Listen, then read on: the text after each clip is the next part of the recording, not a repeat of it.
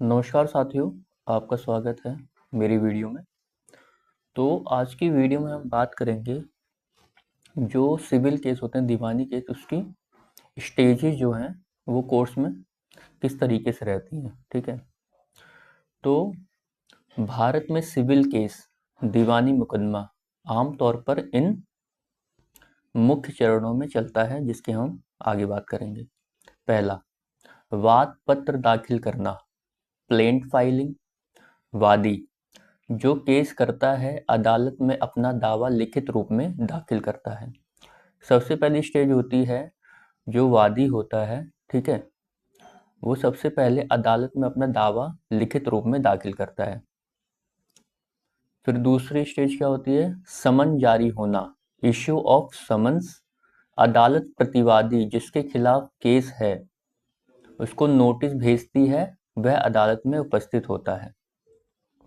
उसके बाद लिखित बयान, रिटन स्टेटमेंट, जिसे रिटन स्टेटमेंट भी कहा जाता है। प्रतिवादी अपना पक्ष और जवाब अदालत में लिखित रूप से देता है। ठीक है। अगला, दस्तावेज और साक्ष्य दाखिल करना। दोनों पक्ष अपने जरूरी कागजात और सबूत प्रस्तुत करते हैं। अगला, मुद्दों का निर्धारण, फ्रेमिंग ऑफ इश्यूज। अदालत तय करती है कि विवाद के मुख्य प्रश्न क्या है।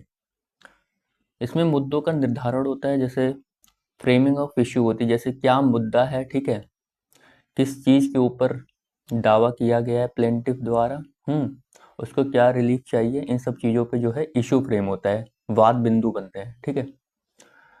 अब आगे आता है साक्ष्य गवाही, एविडेंस स्टेज। गवाही की स्टेज आती है जिसमें सबूत दिया जाता है, गवाहों की गवाही और जिरह। ठीक है, क्रॉस एग्जामिनेशन होता है।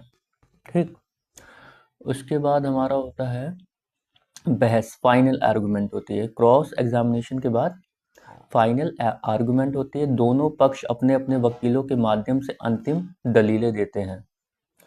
फिर होता है नेक्स्ट पॉइंट होता है निर्णय, जजमेंट।